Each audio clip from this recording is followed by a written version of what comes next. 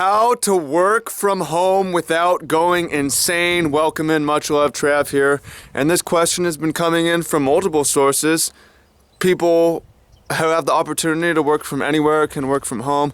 Let's go for a walk and say, wow, what a beautiful day to be alive.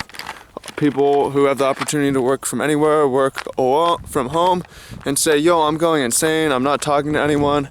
This is not necessarily what I thought it would be or wished for. I've been doing this for 4 years, and no one told me that I would go through these challenges.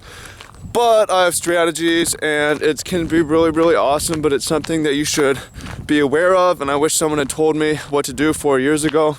So I'm going to tell you today, if you're just starting, if you hadn't considered, if this is where you want to be. But first, the rewards of working from home, they're good. You have freedom, you have control. You can pick your own hours. You can do what you want, kind of. But if you should really take advantage and live in crazy places, and you should be on pace to make lots of money. Otherwise, it might not be worth it. It's not worth it because the default is not meeting people. You know, if you go to school and you're just around people and you're sitting next to people, you talk to them. If you go to work, at an office space or whatever, or at a restaurant, you're just around people and you're talking to them. If you're working from home, you're only around your housemates. If you don't have many housemates or they're working 9 to 5s, you're in danger of not talking to anyone, talking to no one on a daily basis. If we look at how humans are wired, how we're wired, we're supposed to be talking to people. We're supposed to be touching people. How many people a day is kind of unclear. Dunbar's numbers, the theory of how big human tribes were in prehistoric times, tribal times, and the guess is 150. So I would say that's scientific. As far as how many people we should interact with, should we do a full loop? Let's do a full loop. As far as how many people to interact with, maybe 20 is like the low end, 50.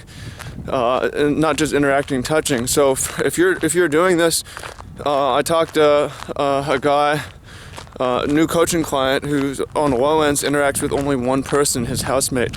Right, that's really bad. It can actually, isolation is super deadly. You're not getting the interactions, you're not getting the touch that you need to thrive necessarily. So that's the stakes. This is why it's a problem. So let's talk about solutions. So for me, the first thing is being very strategic about a living situation, who you live with, right? Because you could have a house where nobody's around and you don't meet anyone, or you could have we're gonna go back to the loop, or you could have a very social house where you meet people through the house. So you can live from anywhere, you could work from anywhere, you could work from a surf lodge in the UK. I spent 4 months working and living in a surf hostel. I was doing my work from the lounge, and there's 40 people there at a time and another 20 people coming in every weekend, and I'm just meeting tons of people. And why not do that? I didn't necessarily do my best work at that time, but when I move into a new place, like, how many people are there? Who are the people? Are they social? Right? So an example of that is Tai Lopez, who everybody loves or hates. You look at his Snapchat. He works from home, and he has tons of people over, tons of guests over, assistants and friends and so on, trainers. So that's what you would want to aspire to, something like that, is just having people over, living with people who have people over. And your social life can be through your house. That's a good way to go. You can live with other entrepreneurs. That's an option. Meet up with traveling entrepreneurs. Good option. Another thought is, just being aware of how many people you're interacting with, like, count it up on a daily basis. What can you do to improve it? So for me, one of the things that is like a must do is every day to schedule one group activity every day that will happen no matter what, that I can go to make sure that I'm just going and interacting with people. And that really varies. And the types of thing varies. Like, it could be a Brazilian jiu-jitsu, or it could be a pickup basketball. Volunteering at different stuff is really good. I like to volunteer at farms and gardens and stuff like that, or go to dance classes or dance things, or go to just something that, okay, I'm definitely going to be going and interacting with people.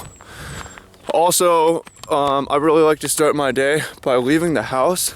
It's a mistake to just get on the internet and just work from the beginning, which is why you see me out here recording in the mornings. I'm also out here interacting with people. If I cycle past someone, I'll at the very, very least say hello. So by the time I don't necessarily rise early, 9. By the time it's 10 a.m., I've already at least interacted with a dozen people, just kind of starting my day. So that's super important. What else? There's more. This is so important. I have lots to say. Could ramble on. Back where we started here. Making friends who don't have 9 to 5 hours. Like, if you don't need work 9 to 5, you can go escape during the day. So it's like, oh, everyone has 9 to 5. Lots of people don't. Like, if you have friends who are servers, for instance, they have random days off, and those are really social people. You can hang around and do things. Like, it's a Wednesday today for me, and I'm going surfing at noon with a friend and some new friends, and that's things you can do during the day. So, I mean, for instance, today I have the surf thing, and then I have I would normally have a weekly lunch with someone that I canceled because I wanted to surf, and then I'm gonna go volunteer on a farm, and then tonight I'm going to a show, a music show, and that'll be I'll interact with 50 to 100 people today, but I'm doing all kinds of work like this in between, and that's like not necessarily an ideal or average day, but it's not an unusual day. Yesterday was really call heavy. Also, yeah, but I'll get into that in a moment, but ended up going to an open mic and spoke and talked to people, and then went to pick up basketball, interacted with 50 people through that, and a mix of people, like poets of various kinds and like alpha dog basketball players, different types of people. And it really varies. Location, housing location, where you work. I work outside usually, but on the internet, a lot of people come by, I talk to them.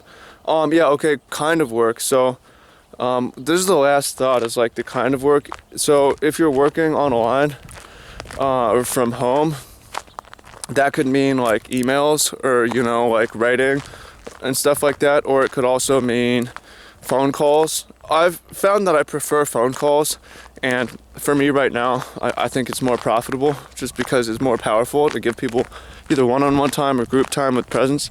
You don't get the touch through that, but you do get to, there's someone up here, but you do get to interact with people on a closer, slightly more intimate level. So I find phone calls to be preferable, and if you could at least work them in. Also, picking up the phone and just calling people, friends in town or not in town, is super helpful. Again, and we'll get into social touch in more videos, but just the interaction at morning is good. So, one other thought. My brother does this, and he's been doing this for 5 years. I don't feel like he does it as well, just observing from him. And but I want to share his strategy. His strategy is to do all his work from coffee shops and libraries.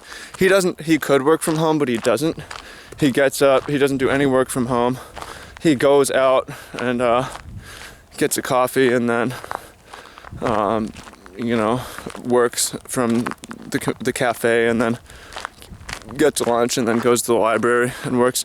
And I don't know, I haven't done his work day, but presumably you can imagine, just for when you're around people, and you're probably interact with interesting people who are just in your environment. So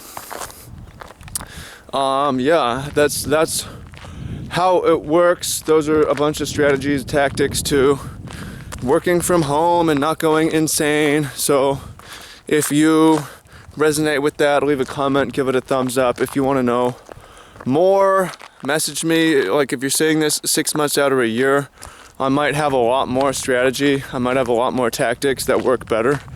So leave a comment. I might make a follow-up video. Follow me on Snapchat, Travis D. Wu. I'll show you cool stuff that I'm doing. And yeah, I hope you found this really helpful, because working from anywhere can be really, really good, but it has its struggles as well. So I look forward to seeing what you have to say in the comments. Free life movement, free living goals. Much love. Trav out.